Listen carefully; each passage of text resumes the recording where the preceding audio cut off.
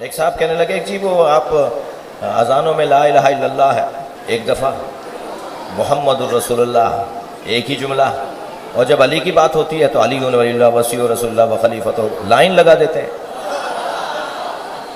تو بھائی اب انہیں کیا بتاؤں کہ قرآن مجید میں اللہ نے بھی جب علی کی بات کی ہے، انما ولیکم اللہ ایک مرتبہ ورسولہ ایک مرتبہ والذین آمنوا الذین یقیمون الصلاۃ ویؤتون الزکاۃ وہم راکعون، علی کی بات آئی تو 4 جملے۔ اللہ چاہتا ہے کہ علی کی بات زیادہ ہو۔ تلوار سرکار نے کبھی ہاتھ میں نہیں لی، اس لیے کہ رحمت للعالمین کے ہاتھ میں تلوار جچتی نہیں ہے، مگر قلم ہاتھ میں کیوں نہیں لیا؟ توجہ چاہوں گا، سرکار نے قلم اپنے ہاتھ میں جب بھی لکھوایا مولا علی سے لکھوایا، جب بھی لکھوایا علی فلاں کو خط لکھنا ہے لکھو، اور جب مولا علی لکھ لیتے تھے تو اپنی انگوٹھی سے مہر لگا دیتے تھے اور سرکار کا خط روانہ ہو جاتا تھا۔ بھئی میں اس ممبر سے اپنے عقائد کا دفاع بھی تو کروں گا نا، دل آزاری کرنا مجھے آتا نہیں ہے، اور میرے پاس مولا کے فضائل بیان کرنے کو میرے پاس کم نہیں ہے جو میں کسی اور پہ غور کروں۔ لہذا مگر اتنا ضرور ہے کہ میں اپنے عقائد کا، اپنے نظریات کا دفاع تو کروں گا۔ ایک بہت بڑا نام ہے پاکستان کا، اور ایک بہت بڑے ڈاکٹر ہیں، بہت بڑے دانشور ہیں، وہ کہنے لگے قلم کاغذ تو علی کے ہاتھ میں ہوتا تھا، جب سرکار نے کاغذ و قلم مانگا تو علی نے کیوں نہیں دیا؟ تو ہم نے بہت سارے جوابات دیے ہیں، ایک جواب سنتے جائیے۔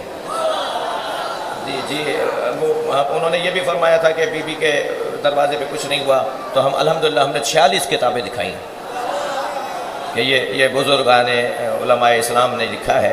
وہ اتفاق سے کتاب میرے ساتھ اس کو ہم نے اسکین کر لیا تھا، وہ مسلسل چھپ بھی رہی ہے، اور وہ ہدیے کے طور پہ ہم دے بھی دیتے ہیں دوستوں کو، خاص طور پر جو مستبصرین ہیں انہیں دے دیتے ہیں۔ جی تو انہوں نے ایک بات یہ بھی فرمائی کہ جی جب کاغذ و قلم ہی علی کے ہاتھ میں ہوتا تھا تو پھر کسی اور سے ناراضگی کیسی؟ تو نبی نے کاغذ و قلم مانگا تو علی دے دیتے۔ تو ہم نے بہت سارے جوابات دیے ہیں، 2 جواب دے دوں یہاں 2 جواب دے دوں۔ علی اس مولا کو کہتے ہیں، علی اس امام برحق کو کہتے ہیں جو اپنے اختیارات اپنے مفاد میں استعمال نہیں کرتا۔ بھئی یہ ایک جواب ہے۔ دوسرا جواب یہ ہے کہ جب کاغذ و قلم مولا کے پاس ہوتا تھا تو جواب آپ کیوں دے رہے ہیں کہ ہمیں قرآن کافی ہے؟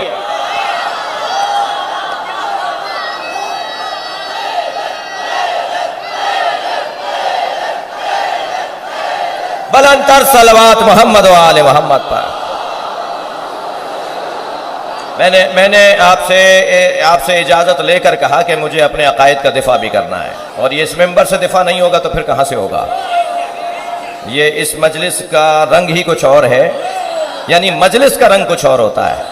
یہاں یہ چھوٹا سا بچہ بھی کچھ لینے آیا ہے، وہ ڈاکٹر صاحب بھی کچھ لینے آئے ہیں، وہ فیکٹری کے مالک بھی کچھ لینے آئے ہیں، وہ 2000 مزدوروں کی فیکٹری میں جو ڈرائیور ہے وہ بھی کچھ لینے آیا ہے، اور فیکٹری کا مالک بھی کچھ لینے آیا ہے۔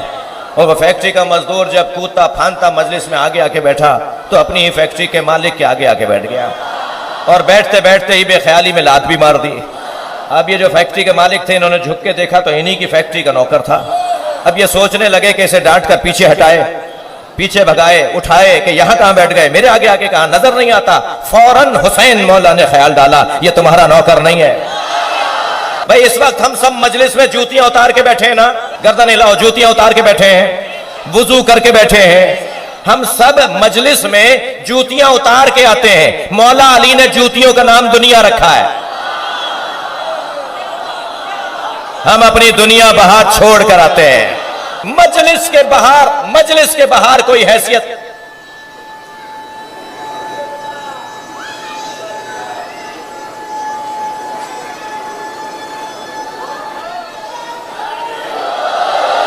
مجلس کے باہر کوئی حیثیت والا ہوگا، مجلس میں سب حسین کے فقیر۔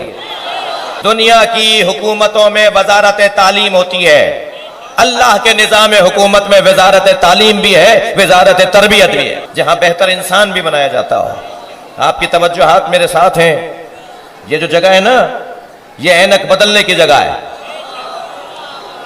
یہاں دید تبدیل کروائی جاتی ہے، یہاں کربلائی اینک لگوائی جاتی ہے، یہاں بیٹھنے والا کربلائی آنکھوں سے دیکھتا ہے۔ خبردار، مہنگے کپڑوں میں کوئی آئے تو وہ امیر نہیں ہوتا، جس کا کالر ادھڑا ہوا ہو وہ ذلیل نہیں ہوتا۔ اگر کسی کے کپڑے پھٹے ہوئے دیکھیں، کپڑوں پہ مٹی دیکھیں، چپلیں دو طرح کی دیکھیں، انہیں حقیر مت سمجھنا، اس لیے کہ اللہ نے اپنے ولیوں کو فقیروں میں چھپایا ہوا ہے۔ جی میں کچھ کہہ رہا ہوں، میرا محترم جوان مجمع توجہ کرے گا۔ میرے بچوں، جوانوں، میں آپ سے بات کر رہا ہوں، کسی کو حقیر نہ سمجھو، کسی سے نفرت نہیں کرو۔ سنی ہماری جان ہے۔ اس مجلس میں بھی ایک بڑی تعداد اہل سنت کی آئی بھی ہے سننے کے لیے۔ عزاداری مجلس اعزاز شیعوں کی ملکیت نہیں ہے، شیعہ امام حسین کی عزاداری کا مالک نہیں ہے، شیعہ امام حسین کی عزاداری کا مالک نہیں ہے، نوکر ہے، اور نوکروں کو اپنی اوقات میں رہنا چاہیے، مالک کے مہمانوں کا خیال کرنا چاہیے۔ خبردار، کسی ہندو سے، کسی عیسائی سے بھی نفرت نہ کرنا۔ سنی تو ہماری جان ہے۔ میرا سنی جو قوم ہے، عوام ہے، ان سے کوئی گلا شکوہ کسی سے بھی نہیں ہے، مگر ہمارے ہاں جو باقاعدہ پڑھے لکھے ذاکرین نہیں ہوتے، اور تو ایسا کوئی ہے نہیں، لیکن جو دعوے دار نہیں ہوتے کہ ہم کسی مدرسے سے تعلیم یافتہ ہیں، وہ بھی وہ ہلکی بات نہیں کرتے جو 4 دن پہلے کراچی میں کی گئی ہے۔ مگر کوئی بات نہیں، کبھی اگر ظالم اور مظلوم ہونے میں اختیار ہونا کہ ظالم بنو یا مظلوم، تو یاد رہنا مظلوم بننا، ظالم نہ بننا، اس لیے کہ جو مظلومیت میں طاقت ہے نا، وہ ظلم میں نہیں ہے۔ میں سنی بچوں سے کہوں گا، شیعہ مسجدوں میں جو شیعوں کے پاس مینجمنٹ ہے، اس میں آ کے نماز پڑھا دو، ویسے ہی نماز پڑھو جیسے تمہیں سکھائی ہے، وہی ہاتھ باندھ کے جیسے تمہیں آتی ہے ویسی نماز پڑھو۔ مجھے وہ سنی بہت اچھا لگتا ہے جو لاکھوں شیعوں میں ہاتھ باندھ کے نماز پڑھتا ہے۔ کربلا میں، نجف میں، مشہد میں، کربلا معلیٰ میں ہمیں جگہ جگہ ہاتھ باندھے ہوئے لوگ نماز پڑھتے ہوئے نظر آتے ہیں۔ لاکھوں شیعہ، کروڑوں شیعہ لوگوں میں ہمیں ہزاروں کی تعداد میں، بہت ساری تعداد میں سنی نظر آ رہا ہوتا ہے۔ مجھے واللہ بہت اچھا لگتا ہے 2 باتوں کی وجہ سے۔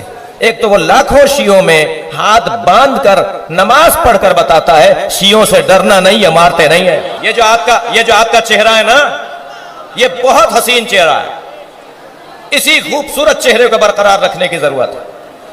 پیار محبت کا چہرہ، مہمان نوازی کا چہرہ، محبتوں کا چہرہ۔ مجھے وہ سنی بہت اچھا لگتا ہے جو لاکھوں شیعوں میں ہاتھ باندھ کے نماز پڑھتا ہے، مگر اتنا ہی وہ شیعہ برا لگتا ہے جو 4 سنیوں میں ہاتھ باندھ لیتا ہے۔ شرمندہ ہو کہ علی کو مانتے ہو؟ میں انہی سے بات کر رہا ہوں۔ سینہ ٹھوک کے کہو جعفر صادق کو مانتا ہوں۔